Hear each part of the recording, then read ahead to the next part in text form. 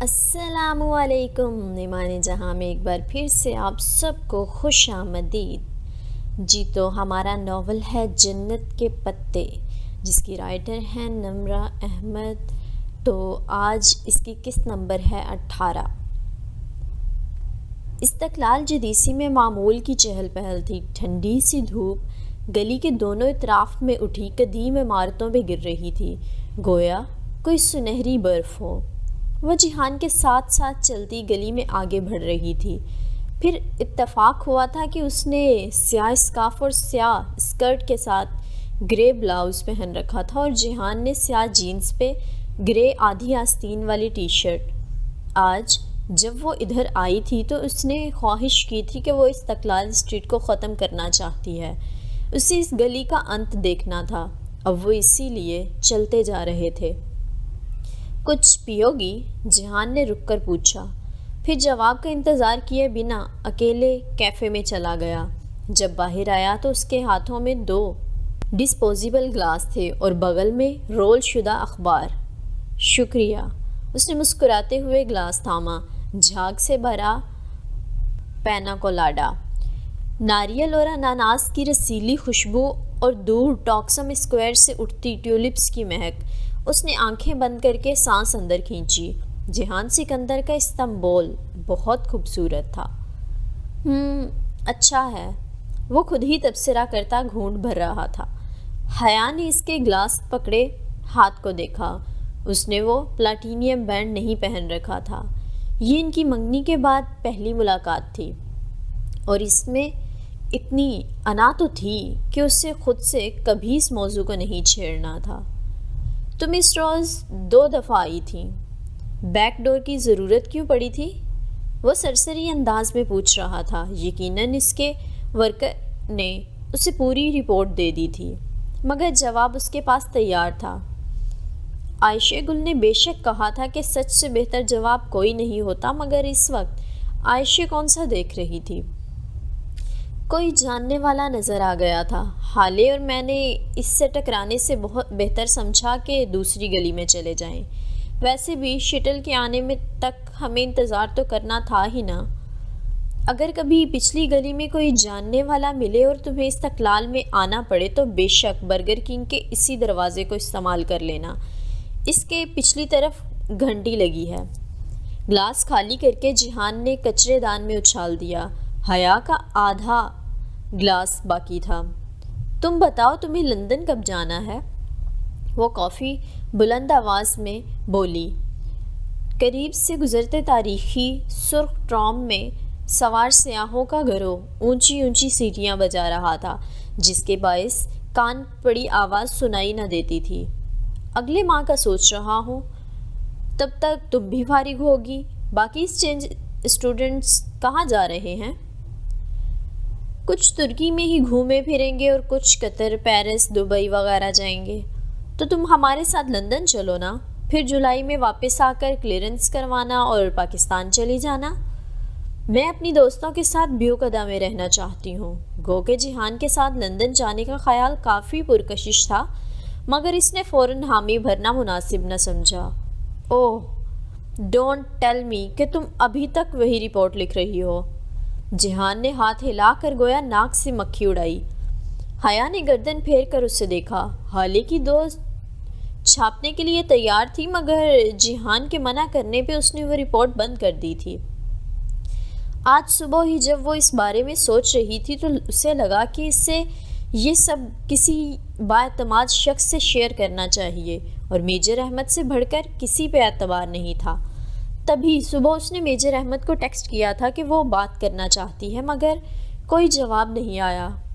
نہیں، میں نے اسے ذہن سے نکال دیا ہے۔ Good girl. وہ ایک دم اس کے بالمقابل آ کھڑا ہوا، یوں کہ حیا کے سامنے کا منظر چھپ گیا۔ وہ نہ سمجھی سے دیکھنے لگی۔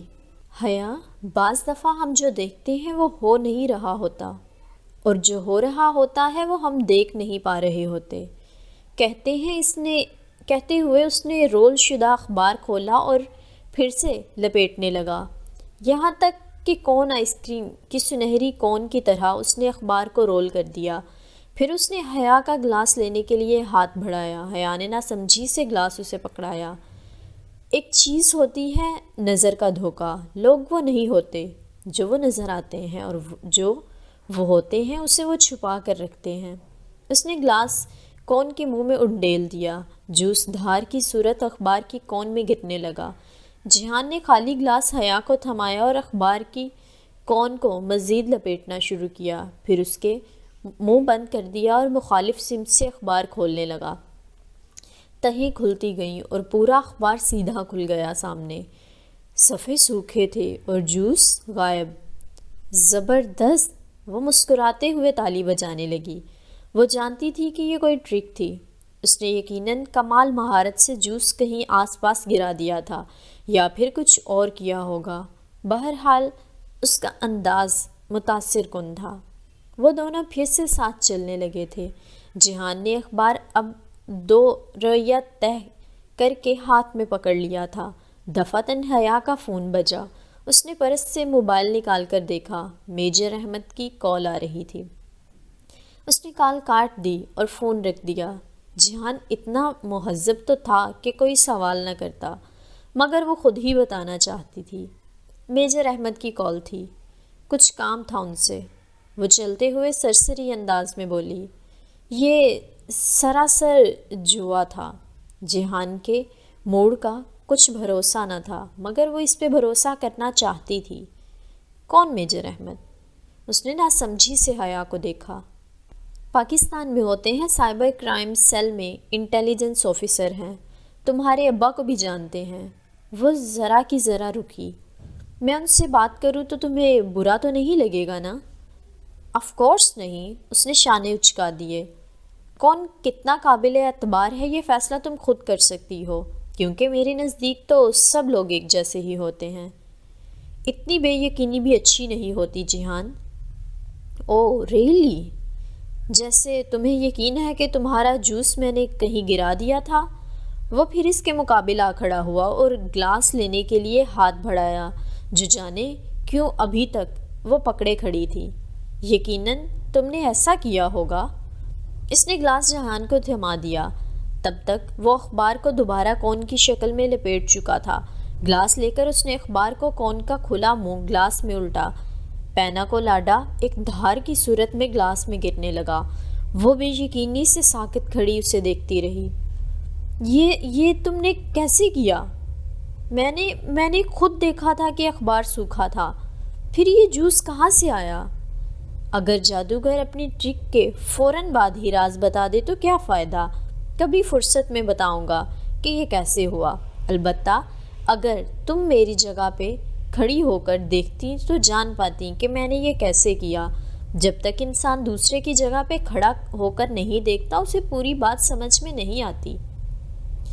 تم عجیب ہو جہان، اس نے تخیر سے سر جھٹکا۔ ان دونوں چیزوں کو ٹریش میں پھینک دو، میری پیاس مر گئی ہے۔ وہ ہنس پڑا۔ نہیں، تمہاری پیاس ڈر گئی ہے۔ پھر شعبدہ باز نے دونوں چیزیں ایک قریبی کچرے دان میں ڈال دیں۔ دور سامنے گلی کے اختتام پہ ایک اونچا ٹاور تھا، جس نے گلی کا دہانہ بالکل بلاک کر رکھا تھا، جیسے زمین سے اگایا ہو۔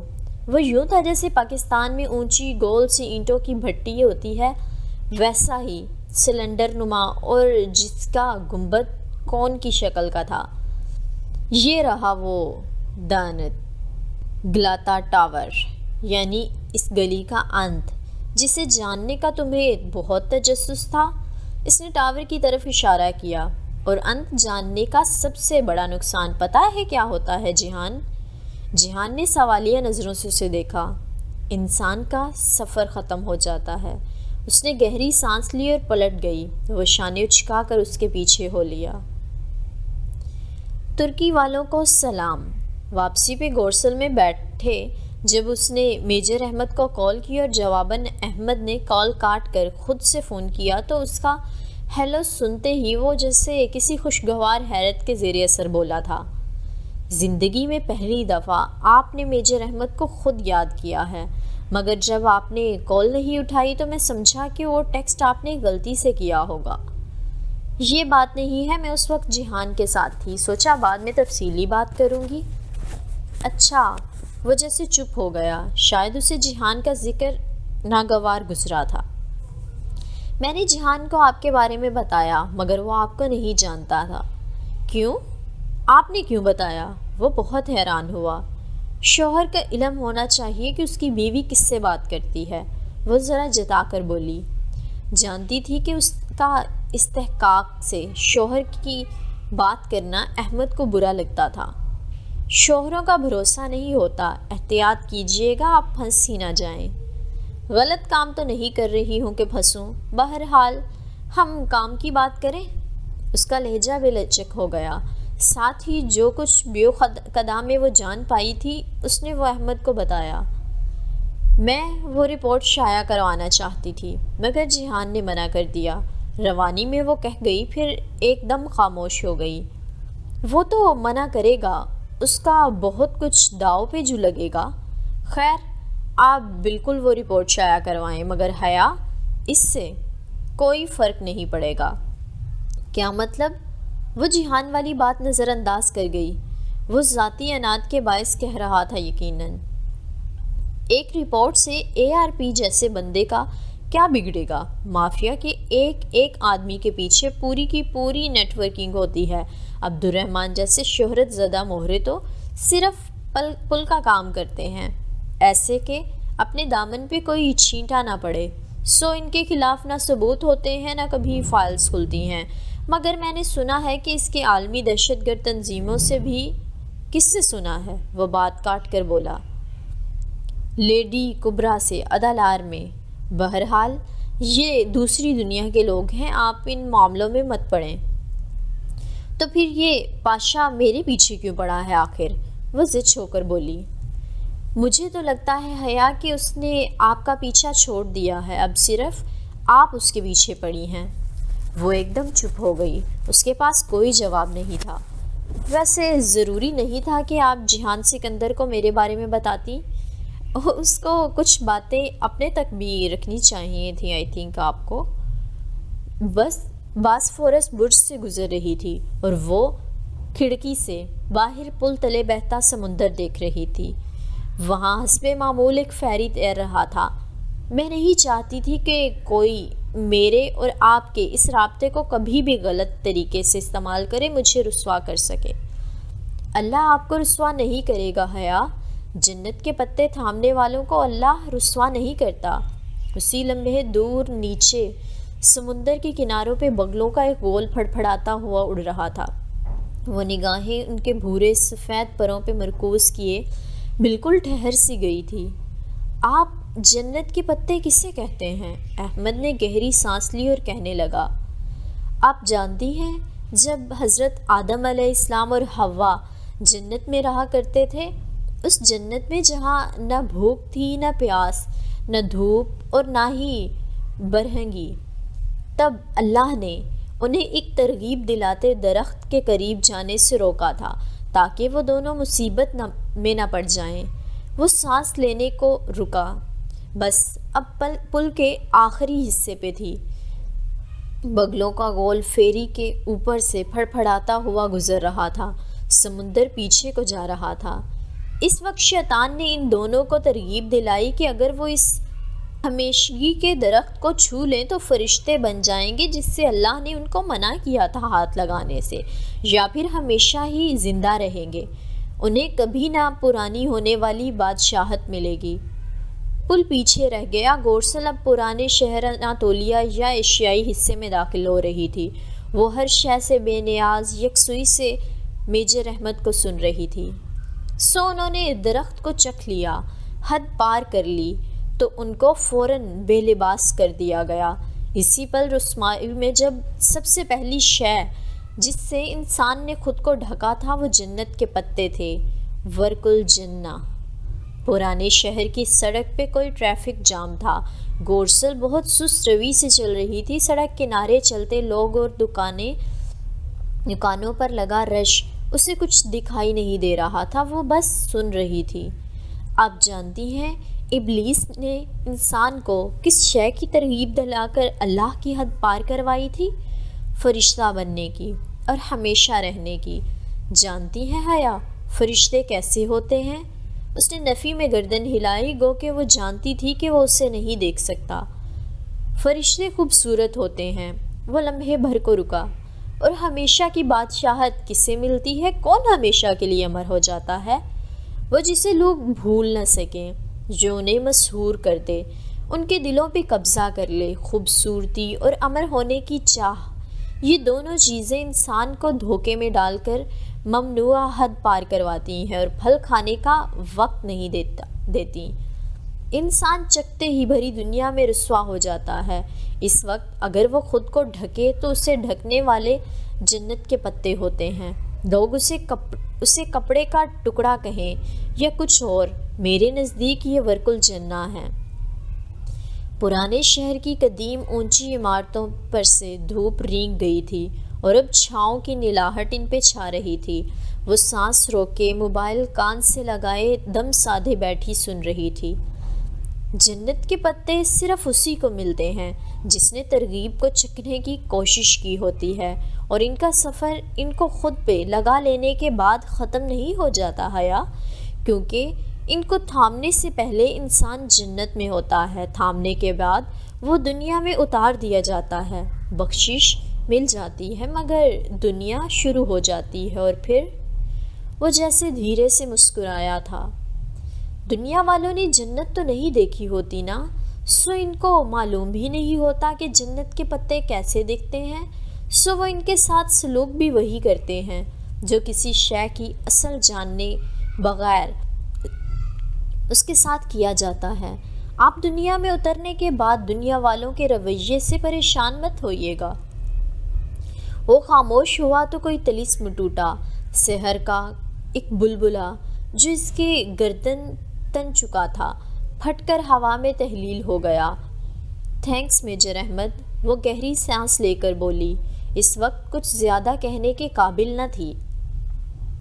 آپ اچھے انسان ہیں، اچھی باتیں کرتے ہیں۔ شکریہ، میں اب فون رکھتا ہوں، اپنا خیال رکھیے گا۔ اس نے فون کان سے ہٹایا، اس کا کان سن ہو چکا تھا۔ قدیم شہر کی عمارتوں میں اس کی ابھی تک میجر احمد کی باتوں کی باز گشت اسے سنائی دے رہی تھی۔ اناتولین سٹی میں ایک سیمینار ہے، چلو گی؟ حالے نے ڈورم کے دروازے سے جھانک کر اسے مخاطب کیا۔ وہ جو اپنی کرسی پہ بیٹھی میز پہ پھیلی کتابوں میں منہمک تھی، اچانک پلٹی۔ حالے، ابھی تو ممکن نہیں ہے، میرے پورے 2 چیپٹرز رہ گئے ہیں۔ حیا نے صفحے آگے پلٹ کر دیکھا اور پھر نفی میں گردن ہلائی۔ کار میں پڑھ لینا، کتاب ساتھ لے چلو۔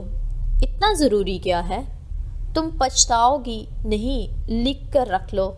حالے مصر تھی، سو اس نے کتاب ساتھ رکھ لی، پزل باکس میں بیگ میں ڈال لیا اور بھنی مونگ پھلی کا پیکٹ جو کل ہی دیا اسٹور سے لائی تھی ہاتھ میں پکڑ لیا۔ کپڑے ٹھیک ہیں؟ اس نے گردن جھکا کر صبح کے پہنے لباس کو دیکھا، گرے اسکرٹ کے ساتھ لائم گرین بلاؤز اور اوپر گرے اسکارف جو ابھی پن اپ کیا تھا۔ ہاں ٹھیک ہے، چلو۔ حالے نے پرس اور چابی سنبھالی۔ یہ اس کا خوش قسمت دن تھا کہ آج اس کے پاس کار تھی۔ وہ سیمینار ہوٹل کے جس ہال میں تھا، وہ ہال سب سے اوپر والے فلور پہ تھا۔ اس کے 2 متوازی دیواریں گلاس کی بنی تھیں۔ ہال کھچا کھچ بھرا تھا، لڑکیاں، عورتیں اور بے حد معمر خاتون، خالص نسوانی ماحول تھا۔ ان دونوں کو شیشے کے ساتھ والی دیوار کے پاس جگہ ملی تھی۔ حیا کی کرسی کتار کی پہلی کرسی تھی، سو اب اس کے دائیں طرف گلاس وال تھی اور بائیں جانب حالے۔ درمیان میں اس نے مونگ پھلی کا پیکٹ کھول رکھا تھا، وہی ڈی جے کے ساتھ بیچ کلاس میں کھانے کی عادت۔ روسٹ روم کے عقب میں دیوار اس خوبصورت بینچ سے ڈھکی تھی جس پہ انگریزی میں چھپا تھا، چہرے کا حجاب واجب یا مستحب۔ اس نے 2 انگلیوں اور انگوٹھے کو پیکٹ میں ڈال کر چند دانے نکالے اور منہ میں رکھے۔ وہ اسکارف کر لے یا اس کے تقوی کی انتہا تھی۔ سو اب چہرے کا نقاب واجب تھا یا مستحب، کیا فرق پڑتا تھا؟ سیمینار انگریزی میں تھا تو ڈائس سنبھالے کھڑی میرون اسکارف والی عربی خاتون انگریزی میں کہہ رہی تھیں۔ واجب وہ چیز ہوتی ہے جو کریں تو ثواب، نہ کریں تو گناہ ہے، جبکہ مستحب وہ کام ہے جو کریں تو ثواب مگر نہ کرنے پہ گناہ نہیں ہے۔ اب اس بات پہ تو سب راضی ہیں کہ لڑکیوں کا سر اور جسم ڈھکنا واجب، لیکن کیا چہرہ بھی ڈھکنا لازم ہے؟ حیا کے دائیں جانب گلاس وال پہ ایک دم سے کوئی پرندہ آ ٹکرایا تھا۔ وہ چونکی، وہ ننھی سی چڑیا تھی جو شیشے سے ٹکرا کر نیچے گر گئی تھی۔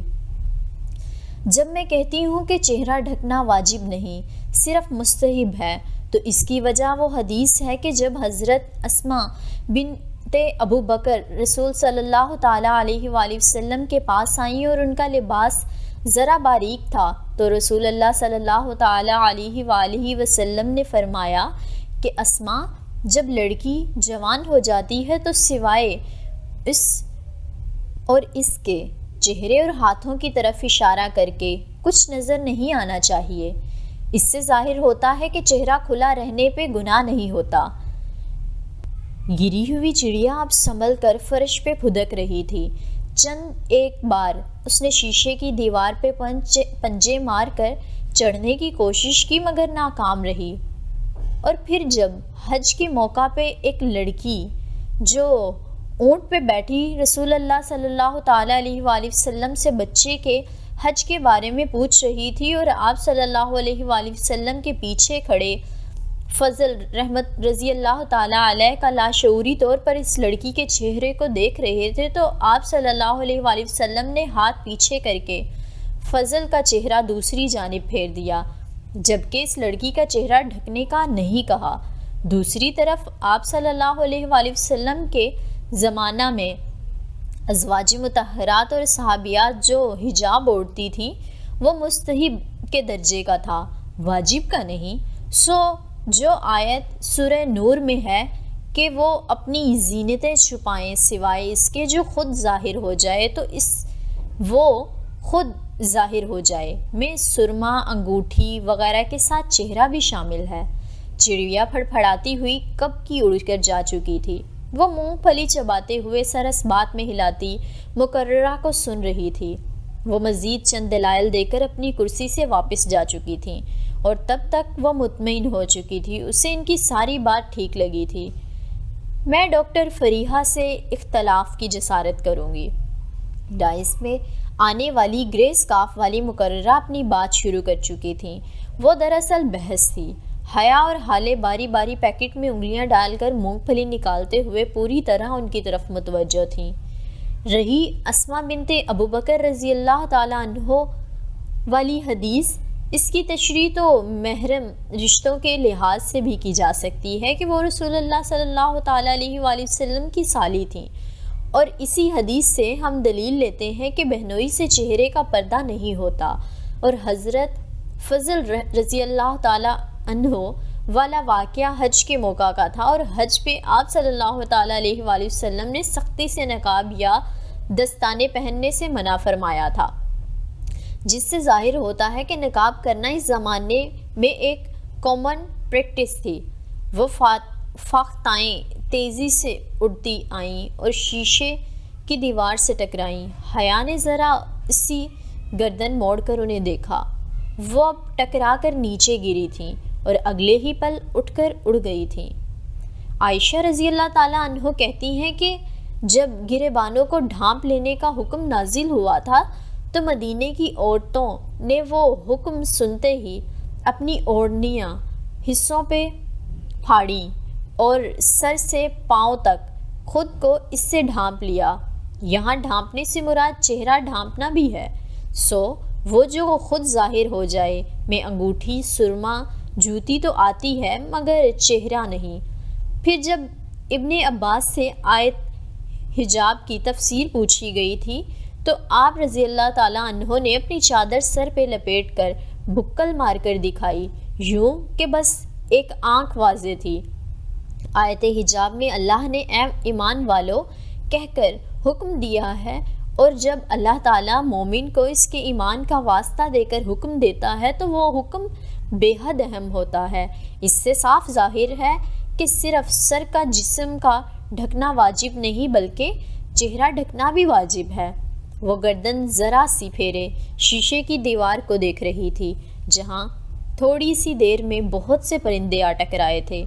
تایا فرقان کہتے تھے کہ پرندے یوں اس لیے کرتے ہیں کیونکہ وہ پچھلے سال جب یہاں سے گزرے تھے تو وہ عمارت وہاں نہیں تھی۔ اب وہ راستے پہ اپنی رو میں اڑتے چلے جا رہے ہوتے ہیں تو ٹکر لگنے پہ معلوم ہوتا ہے کہ راستہ بلاک ہے۔ معلوم نہیں تایا کی فلسفی کتنی درست تھی مگر وہ ہوٹل نیا تعمیر شدہ ہی تھا۔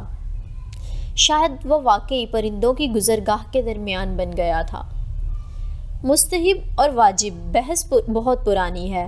ڈائز پہ اب ایک سیاہ عبایا اور سیاہ اسکارف والی دراز قد شہد رنگ آنکھوں والی خاتون آ چکی تھیں۔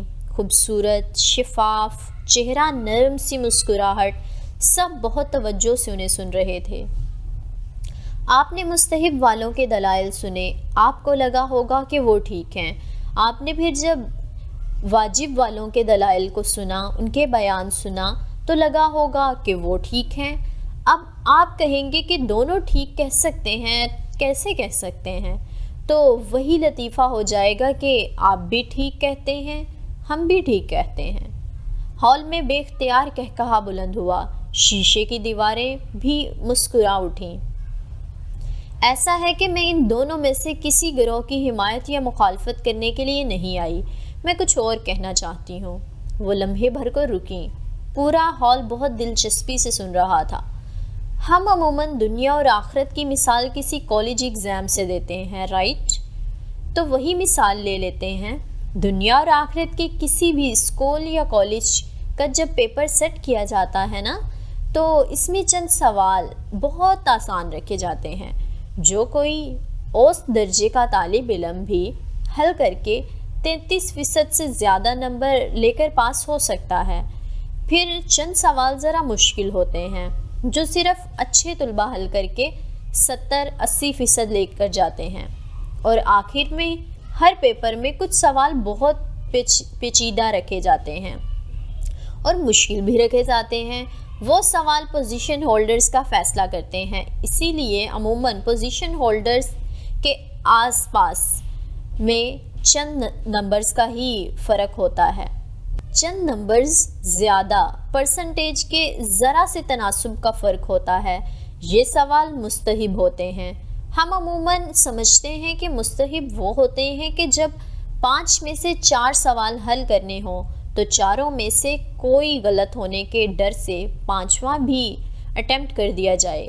ایکسٹرا سوال جبکہ وہ مستحب نہیں ہوتا۔ وہ اب کرسی پہ ذرا آگے ہو کر بیٹھیں، غور سے سن رہی تھیں۔ استنبول کی خوبصورت عورتوں کی خوبصورت باتوں کا بھی ایک اپنا ہی سحر تھا۔ اب ہوتا یہ ہے کہ شفاف چہرے والی ڈاکٹر شائستہ کہہ رہی تھی کہ اس مسئلے پہ واجب والے مستحب والوں پہ الزام لگاتے ہیں کہ آپ اپنی مرضی کا دین چاہتے ہیں اور خواہشات کی پیروی کر رہے ہیں، جبکہ مستحب والے انہیں کہتے ہیں کہ آپ شدت پسند ہو رہے ہیں۔ الزامات کی اس جنگ میں لڑکیوں کے پاس بہانہ آ جاتا ہے کہ انہیں حجاب کی ضرورت نہیں ہے، وہ ایسے ہی ٹھیک ہیں، کیونکہ یہ تو ثابت ہی نہیں ہے کہ اسلام میں چہرے کا پردہ ہے بھی یا نہیں، جبکہ یہ غلط تاثر ہے۔ بحث نقاب کے ہونے یا نہ ہونے کی نہیں ہے بلکہ بحث اس کے واجب یا مستحب ہونے کی ہے۔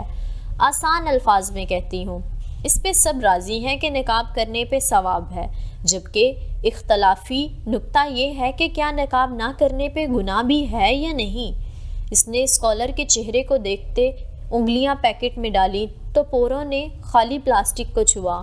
مونگ پھلی کب کی ختم ہو چکی تھی۔ اس نے انگلیاں نکالی، وہ ایسے ہی پوری یکسوئی سے اسٹیج کی طرف دیکھ رہی تھی۔ میں سوچتی ہوں کہ تھوڑی دیر کے لیے ہم اختلافی نقطہ یعنی گناہ ہے یا نہیں چھوڑ دیں اور صرف متفق نقطے پہ غور کریں تو اس مسئلے کا حل نکل سکتا ہے۔ گناہ کو چھوڑ دیں، کامن پوائنٹ دیکھیں کہ نقاب کرنا ایک نیکی ہے، بہت بڑی نیکی۔ تو کیا جو چیز مستحب ہوتی ہے اسے فالتو سمجھ کر چھوڑ دیا جاتا ہے؟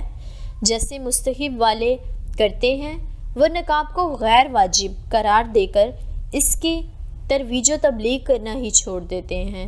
ہم سمجھتے ہیں کہ صرف 33% والے جواب دے کر کسی فالتو سوال کے بغیر ہی ہم پاس ہو جائیں گے۔ کیا ہمیں یقین ہے کہ ہمارا 33% کا جواب نامہ بھی درست لکھا گیا ہوگا؟ ان کے سوال پہ ہال میں خاموشی چھائی رہی، مرعوب سی خاموشی۔ ادھر ہم سب عورتیں اور لڑکیاں ہی موجود ہیں۔ ایک بات کہوں آپ سے، ہم میں یہ چند باتیں ضروری ہوتی ہیں، ساری نہیں تو کچھ تو ضروری۔ ہم بہت جلد جیلس ہو جاتی ہیں، کسی کے پیچھے ان کی برائی بھی کر لیتی ہیں، منہ سے جھوٹ بھی پھسل جاتا ہے۔ نمازیں ہم پوری نہیں پڑھتی، جو پڑھیں ان میں بھی دھیان کہیں اور ہوتا ہے۔ ان کا بھی پتہ نہیں کتنا 5واں 9واں یا 10واں حصہ لکھا جاتا ہے۔ رمضان کے روزے رکھ لیں تو چھوٹے روزوں کی قضا دینا بھول جاتے ہیں۔ یہ تھا وہ 33% پرچہ۔ یہ کتنا اچھا ہم نے حل کیا ہے ہم جانتے ہیں، پھر بھی ہمیں لگتا ہے کہ ہم کسی ایکسٹرا عمل کی ضرورت نہیں۔ مائی ڈیئر لیڈیز، جنت صرف خواہش کرنے سے نہیں مل جاتی۔ کیا آپ کو معلوم ہے کہ آدم کی اولاد میں ہر 1000 میں سے 999 جہنم میں ڈالے جائیں گے اور صرف ایک جنت میں ڈالا جائے گا؟ یہ میں نہیں کہہ رہی، یہ بخاری کی حدیث ہے کہ ہم اس اعمال نامے کے ساتھ ایک میں شامل ہو سکتے ہیں۔ وہ بالکل ساکت بیٹھی، بنا پلک جھپکے مقررہ کو دیکھ رہی تھی۔ جہنم کے لفظ نے اس کی آنکھوں کے سامنے ایک فلم چلا دی تھی، ہراکلیتس کی دائمی آگ، بھڑکتا آتش دان، دہکتے انگارے۔ آج ہم بحث کرتے ہیں کہ نقاب واجب ہے یا نہیں۔ میں سوچتی ہوں کہ کل کو قیامت کے دن جب ہم ایک ایک نیکی کی تلاش میں ہوں گے، تب ہم شاید رو رو کر کہیں کہ آخر اس سے کیا فرق پڑتا تھا کہ حجاب واجب تھا یا مستحب تھا، تو نیک عمل نہ تھا تو ثواب ہی نہ، تو ہم نے کیوں نہیں کیا؟ انہوں نے رک کر ایک گہری سانس اوپر کو کھینچی۔ یقین کریں میں واجب والوں اور مستحب والوں کسی کی حمایت یا مخالفت نہیں کر رہی، میں بس ایک بات کر رہی ہوں کہ حجاب کرنا نیکی ہے، سو چاہے آپ اسے واجب سمجھ کر کریں یا مستحب سمجھ کر، اسے کریں ضرور اور اسے پھیلائیں بھی ضرور۔ ہمارے جھوٹ، خیانتیں اور دھوکے ہمارے لیے آج جو آگ تیار کر رہے ہیں، اس سے دور ہونے کے لیے جو کرنا پڑے کریں۔ اور ایک آخری بات، وہ پھر سانس لینے کو رکیں۔ ہال میں اسی طرح مکمل خاموشی تھی۔ آپ حجاب کے جس بھی درجے پہ ہوں، صرف اسکارف لیں یا عبایا بھی لیں یا ساتھ میں نقاب بھی کریں، جو بھی کریں اس پہ قائم ہو جائیں، اس سے نیچے کبھی نہ جائیں، اور پھر اس کے لیے لڑنا پڑے تو لڑیں، مرنا پڑے تو مریں، مگر اس پہ سمجھوتا کبھی نہ کریں۔ مجھے نہیں معلوم کہ حجاب واجب ہے یا مستحب، میں بس یہ جانتی ہوں کہ یہ اللہ کو پسند ہے، تو پھر یہ مجھے بھی پسند ہونا چاہیے۔ وہ اسٹیج سے اتری تو ہال تالیوں سے گونج اٹھا۔ گرے اسکارف والی اور میرون اسکارف والی دونوں خواتین متفق انداز میں مسکراتے ہوئے سر ہلا کر تالیاں بجا رہی تھیں۔ وہ بالکل چپ خاموش سی بیٹھی تھی، دل و دماغ جیسے بالکل خالی ہو گئے تھے۔ جیسے ہی وہ سیاہ عبایا والی ڈاکٹر شائستہ ہمدانی دروازے کی طرف بڑھیں، وہ ایک جھٹکے سے اٹھی اور ان کی جانب لپکی۔ میم؟ وہ تیز قدموں سے چلتے ہوئے ان تک آئی۔ یس؟ وہ پلٹی، ساتھ ہی وہ ایک ہاتھ میں فون پکڑے تیز تیز کچھ ٹائپ کر رہی تھیں۔ وہ میں بھی کرنا چاہتی ہوں نقاب، مگر اس کی سمجھ میں نہیں آ رہا تھا کہ وہ کیسے اپنی بات سمجھائے۔ مگر میں کیسے کروں؟ بہت آسان ہے، ڈاکٹر شائستہ نے موبائل بیگ میں ڈالا اور پھر آگے بڑھ کر اس کے اسکارف کے سامنے کی گرا دایاں کونا یعنی پلو اٹھایا، اسے پہلے بائیں گال کے ساتھ اسکارف کے حالے میں اڑسا، پھر کچھ حصہ دائیں گال کے اس طرف اڑسا، یوں کہ اس کے چہرے کو ایک نفیس سے نقاب نے ڈھانپ دیا۔ بس اتنی سی بات تھی۔ مسکرا کر کندھوں کو ذرا سی جنبش دے کر وہ موبائل نکالنے کے لیے پرس کھنگالتے ہوئے پلٹ گئیں۔ اتنی سی بات تھی۔ وہ اپنی جگہ منجمد سی کھڑی رہ گئی۔ بس اتنی سی بات تھی۔ اس کا سانس گھٹا، نہ دل تنگ ہوا نہ ہی نگاہوں کے سامنے اندھیرا چھایا، سب ویسا ہی تھا۔ بس اتنی سی بات تھی۔ اناتولیا کے بازار میں چہل قدمی کرتے، گورسل کی نشست سے کھڑی کھڑکی کے باہر دیکھتے، اسپانچی کے کیمپس میں واپس بس سے اترتے، ہر جگہ اس نے لوگوں کو، دیواروں کو، مناظر کو کھوجنے کی سعی کی۔ کیا کوئی فرق پڑا تھا؟ مگر اسے احساس ہوا کہ سب ویسا ہی تھا۔ اس میں ہمت نہیں تھی کہ وہ ڈاکٹر شائستہ کا پہنایا گیا نقاب اتار سکتی، سو وہ استنبول میں اسی نقاب کے ساتھ لمحے بتاتی رہی۔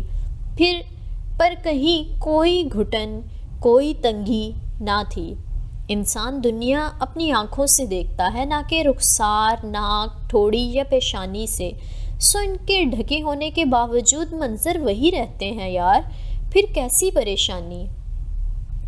لیکن پھر بھی اسے عجیب سی خفت ہو رہی تھی، باوجود اس کے حالے کا انداز ویسا ہی تھا جیسا پہلے تھا۔ ڈورم کی سیڑھیاں چڑھتے ہوئے اسے حسین اور معتصم اترتے دکھائی دیے۔ حسین بس لمحے بھر کو ٹھٹکا تھا، پھر دونوں مسکرا کر سلام کرتے نیچے اتر گئے۔ سب پہلے جیسا تھا۔ اے نبی صلی اللہ تعالیٰ علیہ وآلہ وسلم، آپ کہہ دیں اپنی بیویوں سے اور اپنی بیٹیوں سے اور اہل ایمان کی عورتوں سے کہ وہ اپنے اوپر اپنی چادریں لٹکا لیں تاکہ وہ پہچان لی جائیں اور وہ ستائی نہ جائیں۔ بے شک اللہ بخشنے والا مہربان ہے۔ وہ اپنی کرسی پہ بیٹھی کتاب پہ جھکی، ذہنی طور پہ ابھی تک اسی ہال میں تھی جہاں شیشے کی دیواروں سے پرندے ٹکرا کر جا رہے تھے۔ جب واپسی گئے وقت پس منظر میں کسی نے یہ آیت چلا دی تھی تو وہ اس کے ٹرانس سے باہر ہی نہ آ سکی۔ اسے لگا وہ کبھی اس کے اثر سے نہیں نکل سکے گی۔ لمحے بھر میں اس کو سمجھ میں آ گیا تھا کہ وہ آج تک حجاب یا نقاب کیوں نہیں پہن سکی تھی، باوجود اس کے کہ تایا، ابا اور رحیل بھی اس سے بہت تاکید کرتے تھے۔ وہ یہ نہیں کر سکی اس لیے کیونکہ انہوں نے ہمیشہ اپنی کہی، کبھی اللہ کی بات سنائی ہی نہیں۔ جبر کی طرح اپنی بات مسلط کرنی چاہیے، اور اکثر باپ بھائی یہی تو کرتے ہیں، اپنی ہی کہتے رہتے ہیں، پھر شکایت کرتے ہیں کہ بچیاں مانتی کیوں نہیں ہیں۔ کبھی اللہ کی سنوا کر تو دیکھتے، پھر علم ہوتا کہ مسلمان لڑکی چھوٹی ہو یا بڑی، نرم ٹہنی ہو یا سخت کانچ دل سے، دل تو اس کا ایک ہی ہوتا ہے نا، وہ دل جو اللہ کی سن کر جھک جاتا ہے، پھر کسی واعظ، تقریر یا درس کی ضرورت نہیں رہتی۔ ایک آیت بھی زندگی بدل دیتی ہے، بس ایک آیت۔ بیوکدا کے ساحل پہ لہریں پتھروں سے سر پٹک رہی تھیں، ان کا شور اس اونچے سفید قصر عثمانی کے اندر تک سنائی دے رہا تھا۔ محل اندھیرے میں ڈوبا تھا، راہداریاں تاریک تھیں، صرف دوسری منزل کی اسٹڈی میں نیم روشنی سی چھائی دی، اندر ایک مدھم سا بلب جل رہا تھا، یا پھر میز پہ کھلا پڑا عبد الرحمن کا لیپ ٹاپ۔ البتہ وہ اسکرین کی طرف متوجہ نہیں تھا، وہ ریوالونگ چیئر کی پشت سے سر گرائے سوچتی نگاہوں سے چھت کو دیکھ رہا تھا۔ اس کی دونوں سونے کی انگوٹھیاں اور موٹے فریم کے گلاسز میز پہ لیپ ٹاپ کے ساتھ رکھے تھے۔ بے خیالی میں اس نے ہاتھ بڑھا کر سگریٹ کی ڈبیا اٹھائی، اسے دیکھا اور پھر ذرا خوف سے واپس میز پہ پھینک دیا۔ اسے سگریٹ نوشی سے اسے چھٹکارا لے لینا چاہیے تھا اب تک، بلکہ اور بھی بہت سی چیزوں سے۔ اس نے آنکھیں بند کر لی اور انگلیوں سے کنپٹیوں کو دھیرے دھیرے مسلنے لگا۔ اس کے سر میں کافی دیر سے درد تھا، شاید بہت سوچنے کے باعث اعصابی دباؤ۔ اس نے نفی میں سر جھٹکا۔ اس کے اعصاب بہت مضبوط تھے اور وہ کبھی بھی اس قسم کے دباؤ سے نہیں ہار سکتا تھا۔ اس نے خود کو یقین دلایا، ویسے بھی سب کچھ ٹھیک ہو رہا تھا، ہر شے حسب منشا جا رہی تھی۔ جو تاش کے پتوں کا گھر اس نے بنا رکھا تھا وہ اپنے آخری مرحلے میں تھا۔ کامیابی بہت نزدیک تھی، جو وہ چاہتا تھا سب ویسے ہی ہو رہا تھا، مگر اب اسے زیادہ توانائی اور زیادہ احتیاط کی ضرورت تھی۔ پچھلی دفعہ کھیل آخری مرحلے میں بگڑ گیا تھا، ہر شے دھپ سے اس پہ آ گری تھی، اور وہ بھی اس دوست کے طفیل، دوست دھوکہ دے، اس سے بڑھ کر تکلیف دہ شے کوئی نہیں ہوتی۔ کچھ پل کے لیے وہ اذیت ناک دن اس کی نگاہوں کے سامنے لہرائے تھے۔ اپنے قابل دوستوں اور جاننے والوں کو چھوڑ کر وہ اس قابل نفرت آدمی کے پاس گیا تھا مدد کے لیے، اور اس نے جو کیا وہ بہت برا تھا۔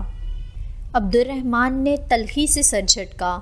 اس وقت کم از کم وہ اس واقعے اور اس شخص کو یاد نہیں کرنا چاہتا تھا جس نے اس کی پیٹھ پہ چھرا کھونپا تھا۔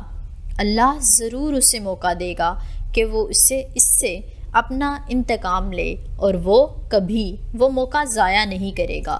اس نے قسم کھا رکھی تھی، مگر اس وقت اسے وہ سب بھلا کر ان مواقع پر توجہ مرکوز رکھنی تھی جو اس کے سامنے تھے۔ عبد الرحمن نے کبھی موقعوں کا انتظار نہیں کیا تھا، اس نے موقع ہمیشہ خود پیدا کیے تھے اور پھر اپنے کام نکلوائے تھے۔ اب بھی وہ یہی کر رہا تھا، مگر اس سب سے پہلے اسے اس چھوٹے سے مسئلے کو پایۂ تکمیل تک پہنچانا تھا جو 4-5 ماہ قبل اس نے خود کھڑا کیا تھا۔ گو کہ ہر چیز ویسے نہیں تھی جیسے اس نے سوچا تھا۔ بڑی غلطی ہوئی اس سے ہاشم پہ اعتبار کر کے، مگر پھر بھی اس سب کا اختتام ویسے ہی ہوگا جیسے اس نے سوچا تھا، جیسے اس نے پلان کیا تھا، جیسے دیمت فردوس نے مشورہ دیا تھا۔ ایک انتظامیہ موقع اسے مزید پیدا کرنا تھا۔ اس نے میز پہ رکھا اپنا فون اٹھایا اور فون بک کھولی۔ وہ نمبرز کبھی لوگوں کے اصل نام سے محفوظ نہیں کرتا تھا، یہ نمبر بھی اس نے ایکسچینج اسٹوڈنٹ کے نام سے محفوظ کر رکھا تھا۔ کچھ سوچتے ہوئے وہ اس نمبر پہ میسج لکھنے لگا۔ 26 مئی سے سبانچی میں امتحانات کا موسم چھا گیا۔ اس کٹھن موسم کو 9 جون تک جاری رہنا تھا۔ ٹاکسم کا مجسمہ، استقلال جدیسی کے چکر، جواہر کی شاپنگ اور پزل باکس کی پہیلیاں، اسے سب بھول گیا تھا۔ ادالار میں رکنے کے باعث ہونے والا نقصان تو وہ پورا کر چکی تھی، مگر یہاں صرف پاس نہیں ہونا تھا بلکہ اسنیکشن لینی تھی۔ اس کا رزلٹ برا ہوا تو پاکستانی ایکسچینج اسٹوڈنٹ کی ناکامی ہوگی، اور رزلٹ اچھا آیا تو پاکستانی ایکسچینج اسٹوڈنٹ کی کامیابی ہوگی۔ وہ حیا سلیمان کو بھلا کر صرف اور صرف پاکستانی ایکسچینج اسٹوڈنٹ رہ گئی تھی۔ 31 مئی کی صبح استنبول پہ کسی قہر کی طرح نازل ہوئی تھی۔ وہ رات دیر تک پڑھنے کے بعد فجر کے قریب سوئی تھی کہ آج چھٹی تھی، مگر صبح ہی صبح حالے کسی آندھی طوفان کی طرح ڈورم میں بھاگتی آئی تھی۔ حیا اٹھو! وہ حالے کی زور زور سے پکارنے پہ ہڑبڑا کر اٹھ بیٹھی۔ کیا ہوا؟ نیچے اپنے بنک کی سیڑھی کے ساتھ کھڑی حالے کے حواس باختہ چہرے کو دیکھ کر اس کا دل جیسے کسی نے مٹھی میں لے لیا۔ وہ لحاف پھینک کر تیزی سے نیچے اتری۔ حالے کی آنکھیں چھلکنے کو بے تاب تھیں۔ حیا نے بے اختیار اس کے ہاتھ پکڑے جو سرد ہو رہے تھے۔ حیا فریڈم فلوٹیلا جو غزوہ جا رہا تھا، اسے روک دیا گیا ہے۔ اسرائیل نے اس پہ اٹیک کر دیا ہے۔ پتہ نہیں کتنے فلسطینی اور ترک مارے جا چکے ہیں۔ اللہ! اس نے بے اختیار دل پہ ہاتھ رکھا۔ مگر وہ ایسا کیسے کر سکتے ہیں؟ ان بحری جہازوں میں تو خوراک تھی، دوائیاں تھیں۔ وہ کہتے ہیں کہ ان میں اسلحہ تھا اور دہشت گرد بھی۔ پھر انہیں پوچھنے والا کون ہے؟ او خدایا! محسن وغیرہ کتنے پریشان ہوں گے۔ ان کے تو دوست بھی تھے مسافر برادر جہاز میں۔ اسے بے اختیار یاد آیا، ہمیں ان کے پاس جانا چاہیے، چلو جلدی کرو۔ اس نے جلدی بال جوڑے میں لپیٹے اور پھر لباس بدل کر اسکارف لپیٹ کر نقاب نفاست سے سیٹ کر کے وہ حالے کے ساتھ باہر آ گئی۔ کامن روم کے راستے میں اس نے موبائل چیک کیا تو ادھر رات کے کسی ایک پہر ترک موبائل نمبر سے پیغام آیا ہوا تھا۔ میرے پاس آپ کے لیے ایک سرپرائز ہے، ARP۔ جہنم میں جائے ARP! وہ اس وقت اس پریشانی میں ARP کے سرپرائز کے بارے میں کہاں سوچتی۔ کامن روم میں پانچوں فلسطینی لڑکے چپ چاپ بیٹھے تھے، میز پہ لیپ ٹاپ کھلے پڑے تھے اور موبائل ہاتھوں میں لیے وہ سب اپ سیٹ سے نظر آ رہے تھے اور اپ ڈیٹس کے منتظر تھے۔ ان کے چہرے دیکھے تو وہ افسوس کے سارے الفاظ بھول گئی۔ اس کی سمجھ میں نہیں آیا کہ کیا کہے۔ وہ اور حالے خاموشی سے ایک کونے میں بیٹھ گئیں۔ I am so sorry Mutasim. اس کے کہنے پہ معتصم اس نے نظر اٹھا کر اسے دیکھا، ہلکی سی پھیکی مسکراہٹ کے ساتھ سر کو جنبش دی اور دوبارہ اپنے جوتوں کو دیکھنے لگا۔ وہ اس کی تکلیف محسوس کر سکتی تھی، بلکہ نہیں وہ کیسے محسوس کرتی سکتی تھی سوائے اس کے کہ وہ خود ان کی جگہ پہ خود کو رکھ کے دیکھے۔ وہ تصور کرے کہ اس نے لمحے بھر کو آنکھیں میچ کر سوچا، اگر خدا نخواستہ اسلام آباد میں جنگ جاری ہو، پورا شہر اپنے گھروں میں مسحور ہو، اس کے گھر والے بیمار اور زخمی ہو، اور پھر وہ ادھر ترکی سے ایک فلوٹیلا پہ انہیں دوائیاں اور خوراک بھیجے، مگر وہ فلوٹیلا کراچی کے ساحل پہ روک لیا جائے، اس میں سوار کچھ لوگوں کو مار دیا جائے اور اس کے گھر والے تڑپتے رہیں۔ ہاں، اس نے تکلیف سے آنکھیں کھولیں۔ اب وہ محسوس کر سکتی تھی، جب تک اپنے ملک اور اپنے گھر سے بات نہ آئے کسی دوسرے کا درد محسوس ہی نہیں ہوتا۔ کامن روم کا دروازہ کھول کر ٹالی اندر داخل ہوئی۔ حیا اور حالے نے ایک نظر اسے دیکھا اور پھر ایک دوسرے کو۔ ٹالی چلتی ہوئی سامنے آئی۔ وہ لڑکوں کو دیکھ رہی تھی مگر ان میں سے کسی نے بھی اس کو نہیں دیکھا۔ معتصم، کیا ہم بات کر سکتے ہیں؟ معتصم اپنے جوتوں کو دیکھتا رہا۔ اس نے جیسے سنا ہی نہیں تھا۔ حسین؟ وہ حسین کے قریب صوفے پہ بیٹھی۔ اس کا بیٹھنا گویا کسی کرنٹ کا جھٹکا تھا۔ حسین تیزی سے اٹھا، ساتھ ہی چاروں لڑکے اٹھے اور وہ سب اکٹھے باہر نکل گئے۔ ٹالی لب کاٹتے ہوئے انہیں جاتے دیکھتی رہی۔ وہ نہیں جانتی تھی کہ وہ دن اس کی اور فلسطینیوں کی مثالی دوستی کا آخری دن تھا۔ ان کے نکلتے ہی دوسری طرف سے لطیف کمرے میں داخل ہوا۔ آہٹ پہ ٹالی اور دونوں نے گردن موڑ کر دیکھا۔ لطیف نے جینز پہ سفید ٹی شرٹ پہن رکھی تھی جس پہ کالے مارکر سے نمایاں کر کے لکھا تھا، شیم آن یو اسرائیل۔ ٹالی نے وہ تحریر پڑھی۔ اس کے چہرے کا رنگ بدل گیا۔ حالے زیر لب مسکرائی اور حیا کو دیکھا۔ وہ بھی جواباً مسکرائی۔ ٹالی، ٹرسٹ می، یہ صرف… لطیف ہاتھ اٹھا کر بہت دھیمے انداز میں اب ٹالی کو سمجھا رہا تھا کہ اس کی یہ تحریر صرف اسرائیلی حکومت اور اسرائیلی فوج کے لیے تھی۔ اسے ٹالی سے کوئی مسئلہ نہیں تھا اور نہ ہی وہ اس سے ناراض تھا۔ ٹالی پھیکی مسکراہٹ کے ساتھ سر ہلاتے ہوئے سمجھنے والے انداز میں سنتی رہی۔ لطیف کیتھولک تھا، ڈچ تھا، وہ یہ سب کہہ سکتا تھا، مگر فلسطینیوں کی بات اور تھی۔ جو انہوں نے کیا حالے اور حیا کو وہ بالکل درست لگا تھا۔ وہ ماتم کا دن تھا، گو کہ یونیورسٹی میں سارے کام معمول کے مطابق ہو رہے تھے، مگر در و دیوار پہ چھایا سوگ اور اذیت دل کو کاٹتی تھی۔ سمجھ میں نہیں آتا تھا کہ کیا کریں، کس سے انصاف مانگیں۔ ہٹلر کہتا تھا، میں چاہتا تو تمام یہودیوں کو مار دیتا، مگر میں نے بہت سو کو چھوڑ دیا تاکہ دنیا جان سکے کہ میں نے ان کے بھائی بندوں کو کیوں مارا تھا۔ اور اس جیسی دوسری بہت سی کہاوتیں اسٹوڈنٹس اپنی اپنی شرٹس پہ لکھ کر پہنے گھوم رہے تھے۔ وہ اور حالے بھی سارا دن سناٹے میں ڈوبی راہداریوں میں بے مقصد چلتی رہی تھیں۔ پاکستان میں اپنے لاؤنج میں بیٹھے ریموٹ پکڑے ٹی وی پہ فریڈم فلوٹیلا کی خبر دیکھنا اور افسوس کر کے چینل بدل دینا اور بات تھی، مگر ترکی میں رہ کر اس ساری اذیت و تکلیف کا حصہ بننا اور بات تھی۔ وہ اینکر پرسن طلعت حسین کا شو کبھی بھی نہیں دیکھتی تھی، مگر یہ بات کہ وہ بھی ان سینکڑوں لوگوں کے ساتھ قید تھے بہت دل دکھا دینے والا تھا۔ وہ 6 جہاز تھے، 3 کارگو اور 3 مسافر برادرز۔ یہ سب مختلف جگہوں سے آ کر مرمرہ میں ایک مقام پہ اکٹھے ہوئے تھے۔ وہاں سے یہ پورا فلوٹیلا غزوہ کی جانب گامزن ہوا تھا تاکہ غزوہ کی محصورین کو امداد پہنچا سکیں۔ جب فلوٹیلا غزوہ کے قریب پہنچا تو اسرائیلی فوج نے جہازوں پہ حملہ کر دیا، کتنے ہی لوگ شہید کر دیے اور باقی سب قید۔ دوپہر میں وہ اور حالے باہر سبانچی کے کیفے کے فوارے کے ساتھ کرسیوں پہ بیٹھی چارٹس اور پلے کارڈز بنا رہی تھیں۔ انہوں نے سنا تھا کہ پورا استنبول سڑکوں پہ نکل آیا ہے، سبانچی شہر میں نہیں بلکہ دور مسافات میں واقع تھی، سو ان کا ارادہ بھی آج جا کر اس احتجاج میں شامل ہونے کا تھا۔ مئی کی آخری دھوپ فوارے کی پانی سے ابل رہی تھی، وہ کوہنیاں میز پہ ٹکائے سر جھکائے پوسٹر میں رنگ کر رہی تھی۔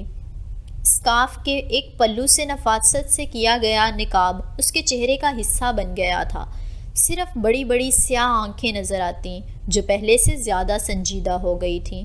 انسان ایک ہی دریا میں 2 مرتبہ نہیں اتر سکتا، وہ بھی اب وہ والی حیا سلیمان نہیں رہی تھی جو 4 ماہ قبل ترکی آئی تھی، وہ آہستہ آہستہ نامحسوس طریقے سے بدلتی جا رہی تھی۔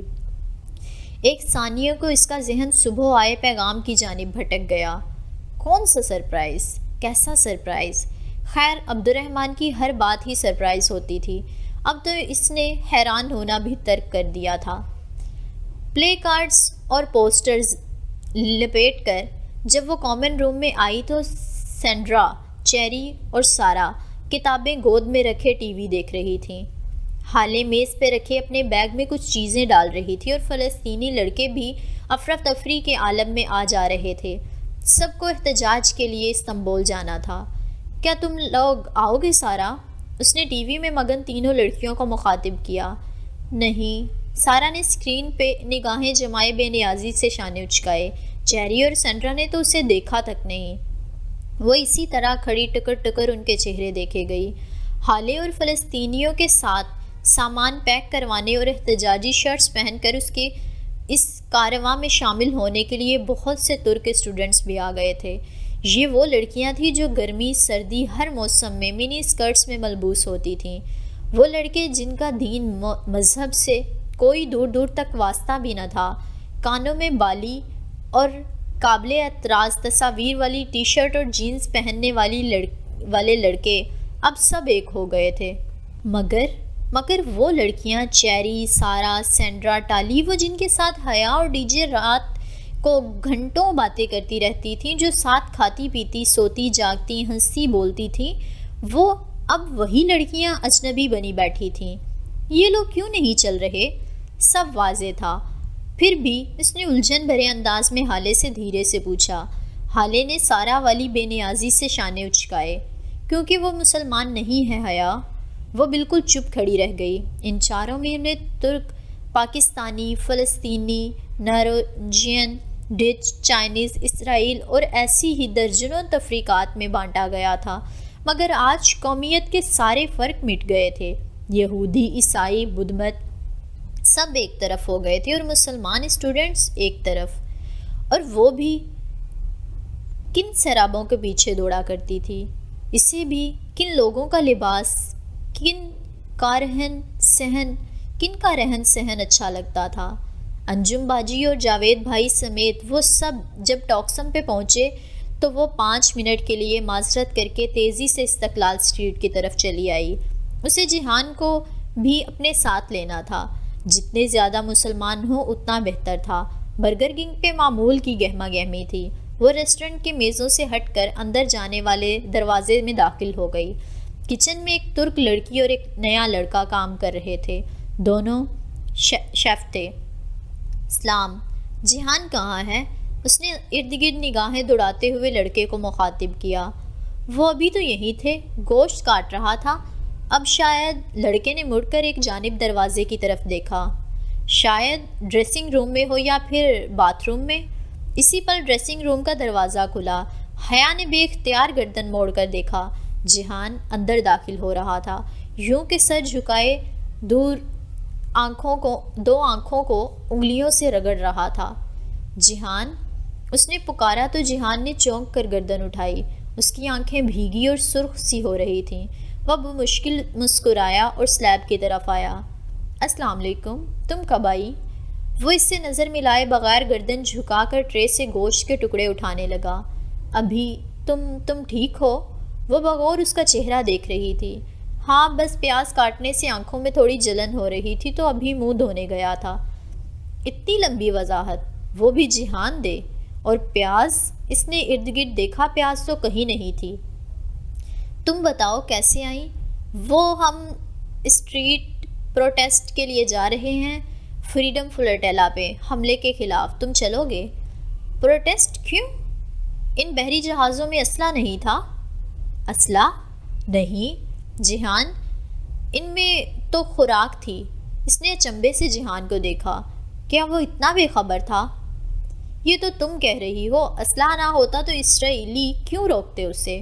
وہ لاپرواہی سے کہتے ہوئے گوشت کے قطلے کھٹاکھٹ کاٹ رہا تھا۔ جہان، کیا تمہیں لگتا ہے کہ ان کو کسی وجہ کی ضرورت ہے؟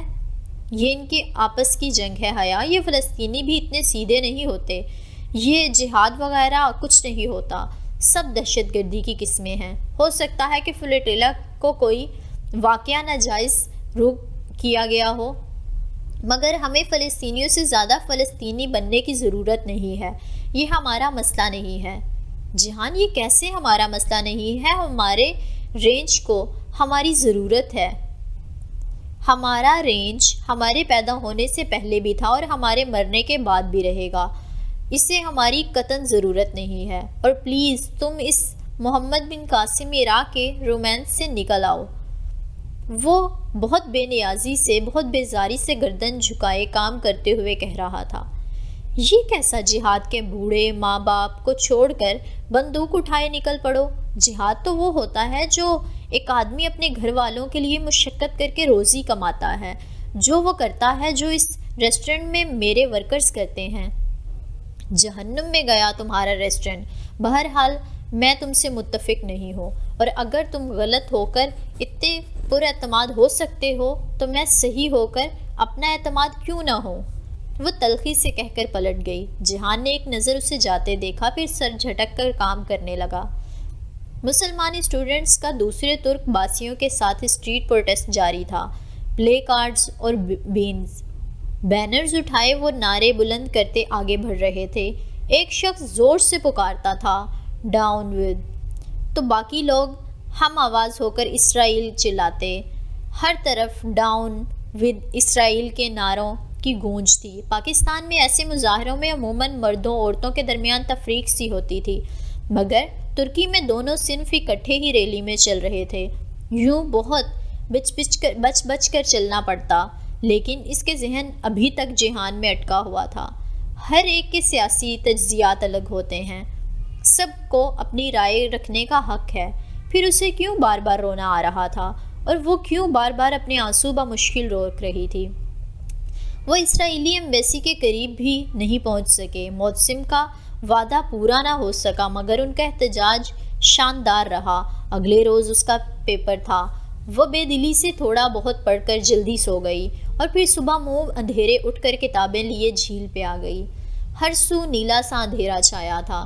جون شروع ہو چکا تھا، مگر اس وقت بہت ٹھنڈی ہوا چل رہی تھی۔ گرمی صرف دن میں ہوا کرتی تھی۔ وہ پانی میں پاؤں ڈال کر بیٹھ گئی اور گھٹنوں پر کتاب رکھ لی۔ ہوا کے باعث شال سر سے پھسل کر گردن کی پشت پہ جا ٹھہری۔ دور دور تک کوئی نہ تھا، وہ وہاں اکیلی تھی۔ رونا تو اسے رات سے ہی آ رہا تھا، مگر اب اس میں شدت آ گئی تھی۔ وہ سر جھکائے بے آواز آنسو بہاتی رہی۔ گھر، ابا، اماں، روہیل سب بہت یاد آ رہے تھے۔ دفعتاً اس کا فون بجا۔ اس نے گھاس پہ رکھا موبائل اٹھایا۔ جہان کالنگ۔ اس وقت؟ خیریت؟ وہ حیران ہوئی۔ جہان، کیا ہوا؟ وہ زکام زدہ آواز میں ذرا پریشان سی بولی۔ تم جاگ رہی ہو؟ آج تمہارا پیپر ہے نا؟ ہاں، میں جھیل پہ ہوں، تم کہاں ہو؟ ایک کام سے قریب میں آیا تھا، بس تم رکو، میں آ رہا ہوں۔ حیا نے موبائل بند کیا اور ہتھیلی کی پشت سے آنسو رگڑنے لگی۔ اس نے اپنی پوری زندگی میں اتنا غیر متوقع رویہ رکھنے والا شخص نہیں دیکھا تھا۔ ہیلو؟ چند ہی منٹ بعد وہ اس کے پاس آ بیٹھا تھا، اس کے بالکل ساتھ۔ اس نے دھیرے سے سر اٹھا کر دیکھا۔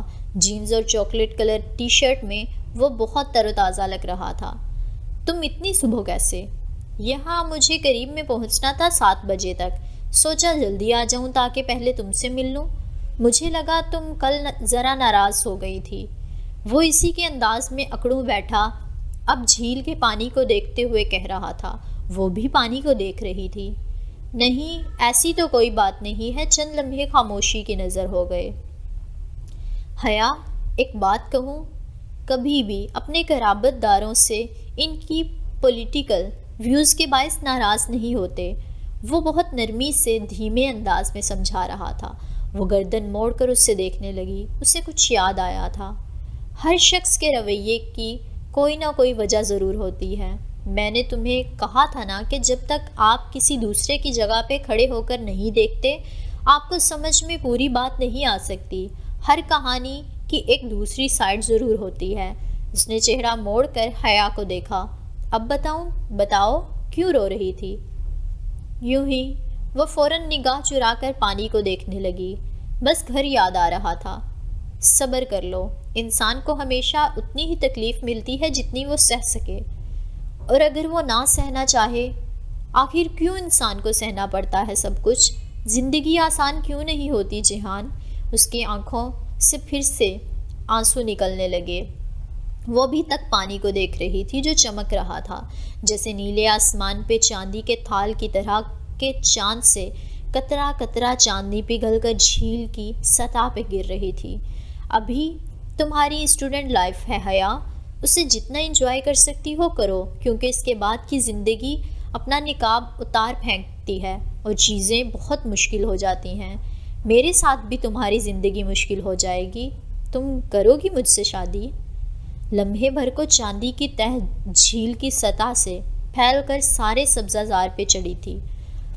وہ ہر شے کو چاندی بنا گئی اور وہ دونوں بھی چاندی کے مجسمے بنے رہ گئے، چمکتے ہوئے سلور مجسمے۔ ہماری شادی ہو نہیں چکی؟ وہ تو ہمارے بڑوں نے کی تھی، اب فیصلہ ہمارے ہاتھ میں ہے۔ تم مجھے جانتی ہو، میں کوئی ہر وقت ہنستا مسکراتا آدمی نہیں ہوں۔ میں جانتا ہوں میں بعض دفعہ بہت سخت ہو جاتا ہوں اور تب تمہیں بہت برا لگتا ہوں، مجھے پتا ہے، مگر میں ایسا ہی ہوں۔ کیا تم میرے ساتھ ساری زندگی رہ لو گی؟ وہ بہت سنجیدگی سے پوچھ رہا تھا۔ حیا نے دھیرے سے شانے اچکائے۔ استنبول میں ہر حالات میں رہنے کے لیے تیار ہوں میں۔ اللہ نہ کرے جو ہم یہاں رہیں۔ وہ ایک بالکل غیر ارادی طور پہ چونک کر بولا۔ چاندی کے دوسرے مجسمے نے حیرت سے اسے دیکھا۔ کیوں؟ یوں ہی کہہ رہا تھا۔ پہلے مجسمے نے گردن موڑ لی۔ تمہیں پھپھو نے کب بتایا کہ ہم؟ وہ بات ادھوری چھوڑ گئی۔ وہ کیوں بتاتی حیا؟ میں اس وقت 8 سال کا تھا، اور 8 سال کے بچے کا حافظہ اچھا خاصا ہوتا ہے، مجھے ہمیشہ سے پتا تھا۔ میں سمجھی تھی کہ تمہیں نہیں پتا۔ بے اختیار اس نے زبان دانتوں تلے دبائی۔ زبان بھی چاندی بن چکی تھی۔ تمہیں کیا لگتا ہے میں ہر کسی سے معذرت کرنے آ جاتا ہوں یا ہر لڑکی کو ڈنر کے لیے لے جاتا ہوں؟ وہ ذرا خفگی سے اس معذرت کا حوالہ دینے لگا جب اس نے اس کا جنجر بریڈ ہاؤس توڑا تھا۔ تم میری بیوی ہو اور میرے لیے بہت خاص ہو، بس میرے کچھ مسئلے ہیں، وہ ٹھیک ہو جائیں تو ہم زندگی شروع کریں گے۔ چاندی کی تہ اب سبزہ کے دھانوں سے پھیلتی ڈورم بلاکس پہ چھاتی جا رہی تھی۔ پوری دنیا، زمین، آسمان سب چاندی بنتا جا رہا تھا۔ حیا، ہمارے بہت سے مسئلے رہے ہیں، مگر میری ماں، ہم انہیں ٹھیک کر لیں گے۔ وہ زخمی انداز سے مسکرایا۔ ہم ہمیشہ سے ساتھ مل کر اپنے مسئلے ٹھیک کرتے آئے ہیں۔ ہم نے بہت اذیتیں کاٹی ہیں، بہت دکھ اٹھائے ہیں، مگر میری ماں بہت مضبوط عورت ہے، بہت نڈر، بہت بہادر۔ انہوں نے ساری زندگی بوتیکس کے لیے کپڑے سی کر مجھے کسی قابل بنایا ہے۔ وہ بھی یہ کام کرتی ہیں، مگر انہوں نے تمہیں نہیں بتایا ہوگا، وہ اپنے مسئلے کسی سے بیان نہیں کرتی۔ میں چاہتا ہوں کہ تم بھی اتنی ہی مضبوط اور بہادر بن جاؤ۔ وجی مجسمہ اٹھ کھڑا ہوا تھا۔ چاندی کا خول چٹخا، سبزہ زار پہ چڑھے ورق بھی نے دراڑیں پڑ گئیں۔ حیا، میں چاہتا ہوں تم اچھا سے ایگزام دو، اور اگر لندن چلنے کا موڈ ہو تو بتانا۔ ایک دھیمی مسکراہٹ کے ساتھ کہتا وہ جانے کے لیے مڑ گیا۔ وہ بھیگی آنکھوں اور مسکراہٹ کے ساتھ اسے جاتے دیکھتی رہی۔ چاندی کے ٹکڑے ٹوٹ ٹوٹ کر جھیل کے پانی میں گم ہو رہے تھے۔ چاند اب سرخ نارنجی روشنی کے نقطوں میں ڈر کر بالوں کی اوٹ میں تیرنے لگا تھا۔ فسوں ختم ہو چکا تھا، حقیقی دن کا آغاز ہو چکا تھا اور ہماری قسط کا اختتام ہو چکا ہے۔ تو ملیں گے، ظاہری سی بات ہے، اگلی قسط کے ساتھ ہم لوگ، لیکن جانے سے پہلے ایک دفعہ ویڈیو کو لائک کر دیں، کومنٹ باکس میں بتا دیں کہ ناول کیسا جا رہا ہے، آپ کو کیسا لگ رہا ہے۔ ویسے آج کے ناول کا شروع بہت ہی کریٹیکل سا تھا کہ اسرائیل نے جنگ شروع کر دی تھی ایک دفعہ پھر سے کسی نئے انداز میں، لیکن اس کا ناول کا اس ایپیسوڈ کا اختتام اچھا تھا کہ حیا کو پھر سے منا لیا تھا جیہان سکندر نے ہمیشہ کی طرح۔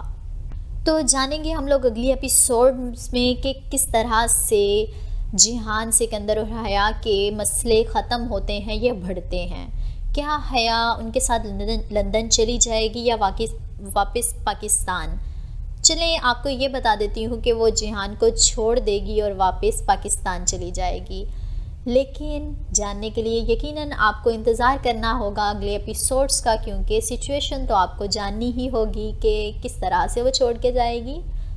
تو تب تک کے لیے اللہ حافظ۔